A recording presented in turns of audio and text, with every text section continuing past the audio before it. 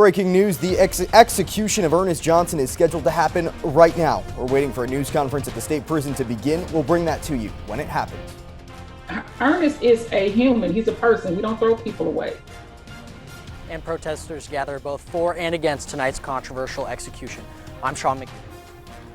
And community leaders are speaking out about Crime Stoppers' roles in helping solve crimes. And our next chance for showers and thunderstorms is on the way. It's already moving in from the southeast. I'm tracking it hour by hour. This is KOMU 8 News at 6. Coverage you can count on. KOMU 8 News starts with breaking news.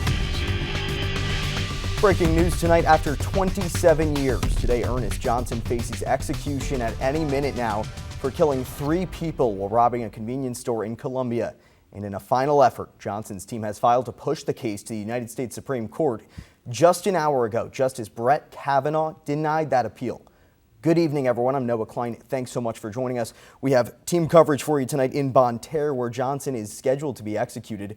We also have coverage of protests across the state, both for and against the execution. But right now, we'll start with a live look at a news conference set to start after the injection. The U.S. Supreme Court again. Tonight, after years of planning and construction, NextGen cuts the ribbon. Graduate students at the University of Missouri protest the end of the school's mask mandate.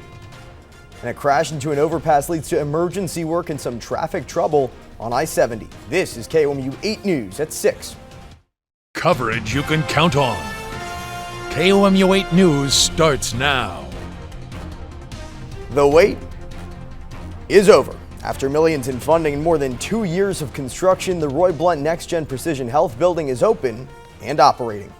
Good evening, everyone. I'm Noah Klein. Thanks so much for joining us. We've got team coverage of the event tonight, from the ribbon cutting, a protest near the event, and the latest in our Push for Precision series.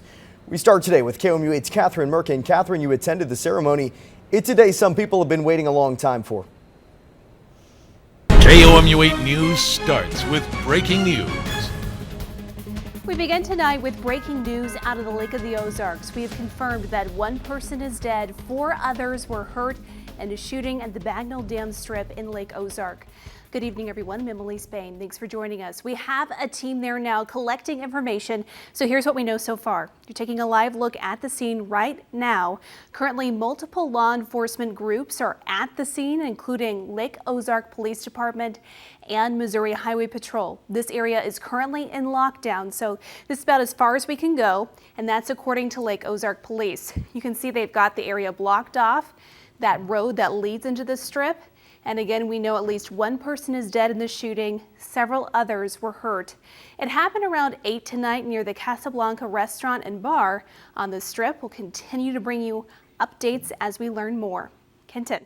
Next, the final steps for Columbia Regional Airport are on the way. Coming up, President Biden's plan on getting troops out of Afghanistan. Plus, how hot temps in the Pacific Northwest are causing more problems for farmers. Places like Goodwill do with worn down donations. How a federal judgment today made some changes for medical marijuana in Missouri. And as leaves change for the fall, so does the way Columbia residents are getting rid of them. That's coming up. Couldn't count on. KOMU 8 News starts now. But I will tell you this, I object to the federal government coming in, going door to door to anybody's houses in Missouri if they don't want that. This tweet from Governor Mike Parson has caught the attention of top CDC officials. New today, the CDC is criticizing the governor's comments, saying that was never the plan. Good afternoon, everyone. I'm Jordan Berger. Thanks for joining us today. Parson's tweet criticizes President Biden's suggestion of a push to go door to door to help remaining people get vaccinated. Today, the White House is clarifying the federal government was never planning on going door to door. The president was suggesting that local doctors and experts do the door knocking. Now today, Governor Parson spoke in Kansas City. He was there signing a bill. The governor was asked about his comments regarding Biden's suggestion. He says working with the federal government is nothing new, but he does not agree with Biden's suggestion. We want the support of that, but we're not going to agree with every program they want to do. And again, I don't think they need to be going door to door in Missouri. Now today, a top CDC official was asked about the governor's tweet. Jeffrey Zeitz says those who are trying to mischaracterize the administration's efforts to boost vaccination rates by sending trusted messengers door to door are doing a disservice to the country. He says studies have shown the best people to talk about vaccinations are those who are local, such as doctors and faith leaders.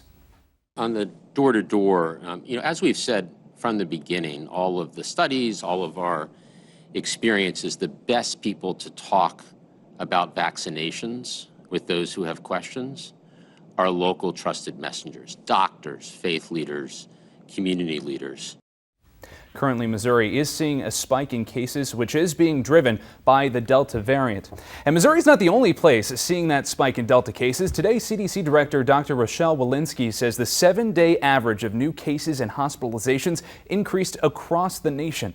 And areas with low vaccination coverage are the hardest hit. She says the Delta variant is a big part of the problem. Although we expected the Delta variant to become the dominant strain in the United States, this rapid rise is troubling. Dr. Anthony Fauci also spoke about Olympic protocols. Fauci considers the COVID-19 protocols in place at the upcoming Olympics to be, quote, stringent. Speaking of the Olympics, new today, Japan issued a state of emergency ahead of those Olympics in Tokyo. Part of that announcement means there will be no fans at the Games. There will also be other precautions against crowds, like turning off the Olympic rings at night. Tokyo is also restricting crowds at restaurants and bars. One official says the vaccine rollout is not going too well. How would you describe the vaccine rollout? Chaotic and, very much, I think, disastrous. The WHO reports about 15% of Japanese residents have been vaccinated.